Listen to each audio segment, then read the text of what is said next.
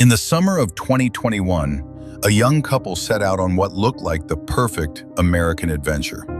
They were traveling across the United States in a converted camper van, documenting every moment for social media, national parks, sunsets, life on the open road.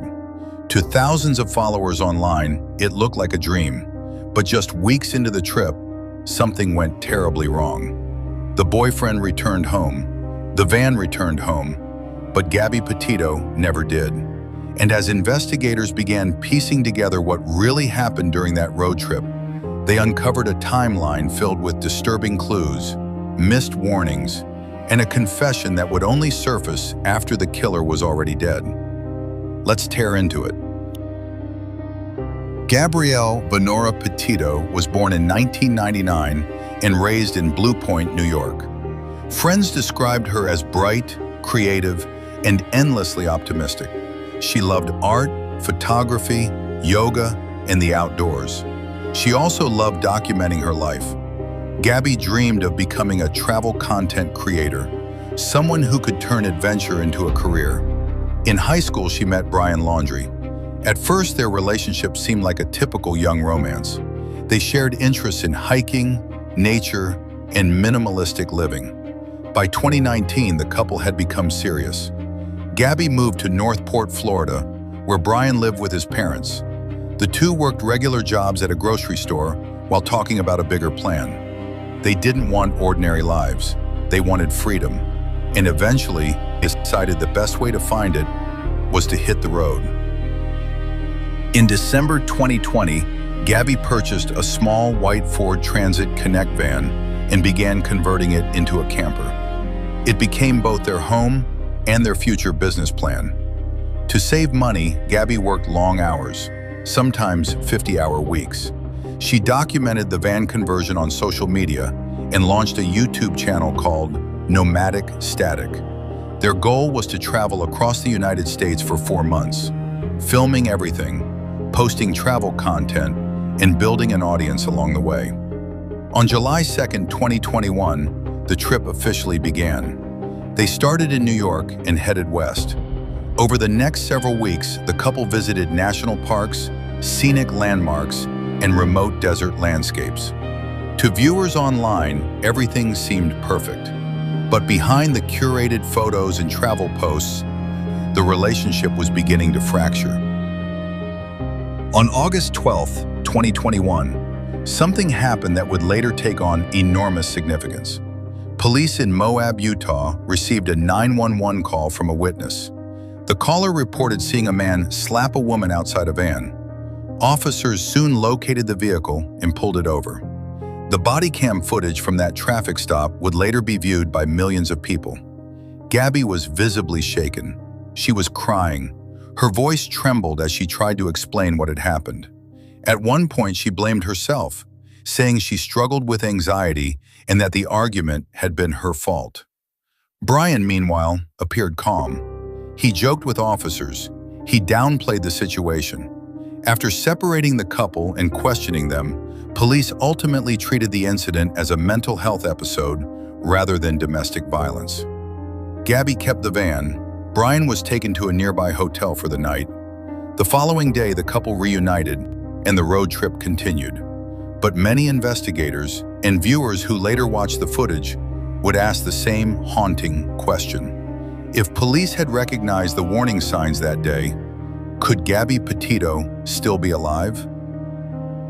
Over the next 2 weeks, the couple continued traveling through national parks in Wyoming. Gabby posted photos and messages on social media, but then the posts suddenly stopped. The last confirmed sighting of Gabby alive occurred around August 27th, 2021. After that date, things became strange. Text messages were sent from her phone to her mother. One message read, "No service in Yosemite," but Gabby's mother later said something about the message didn't feel right. It didn't sound like something her daughter would say. Investigators would later believe the message was sent by someone else. On September 1st, 2021, Brian Laundrie arrived back in Florida. He drove the couple's white van all the way to his parents' home in Northport. He arrived alone. Gabby was nowhere to be found. When Gabby's family began desperately trying to contact him, he refused to answer. Soon his parents hired a lawyer, and on the lawyer's advice, the family stopped speaking to investigators entirely. Days passed with no answers. Gabby's family still had no idea where she was, or if she was even alive. Finally, on September 11th, Gabby's mother filed a missing person report. Within hours, the case began spreading rapidly across the internet. What happened next was something rarely seen in a missing persons case.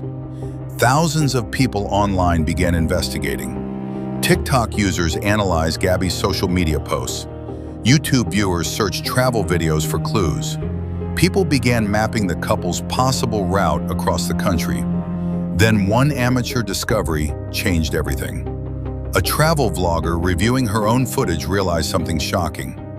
While filming a video in Wyoming, she had unknowingly captured a white van parked near a remote campsite. The van looked identical to Gabby's.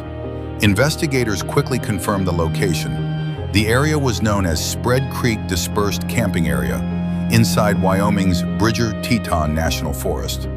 Police rushed to search the site, and within days, they found human remains. On September 19, 2021, authorities confirmed the remains belonged to Gabby Petito. The autopsy results were devastating. Gabby had been killed weeks earlier. Her cause of death was determined to be manual strangulation, combined with blunt force trauma to the head and neck. Investigators now knew this was not a disappearance, it was murder. And the prime suspect was the last person known to be with her, Brian Laundrie. But when police attempted to question him, he was gone. According to his parents, Brian Laundrie left their home on September 13th and drove to a nearby nature preserve. Days later, they reported him missing. Now the investigation took another dramatic turn. Instead of searching for a suspect, authorities were now searching for two missing people. The FBI joined the investigation. Massive search teams combed through swamps, forests, and wetlands across Florida. Helicopters scanned the wilderness. Drones flew overhead. The search focused heavily on the Carlton Reserve, a vast wilderness area filled with thick vegetation and dangerous wildlife. For more than a month, investigators searched thousands of acres, but there was no sign of Brian Laundrie until October 20th. That morning, Brian Laundrie's parents joined investigators in searching a section of the Myakkahatchee Creek Environmental Park. The area had previously been underwater due to flooding. Now that the water had receded, new ground was exposed. During the search, authorities discovered skeletal remains along with personal belongings.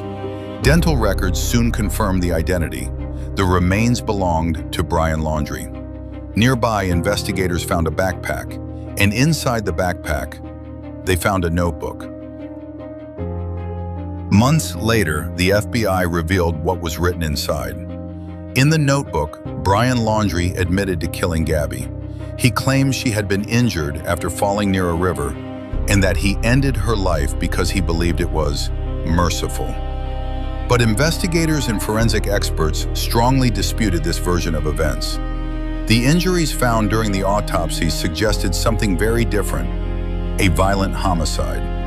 Experts later described the notebook as an attempt to justify what he had done. By the time the confession was discovered, the case had already reached its tragic conclusion.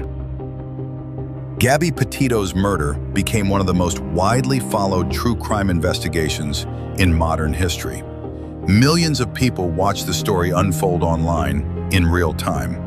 It sparked debates about social media, domestic violence, and the overwhelming attention some cases receive while others remain unknown. In the end, the investigation revealed what happened, but it never fully explained why. Because the only person who could answer that question is the man who chose to take the full truth with him. Thanks for watching.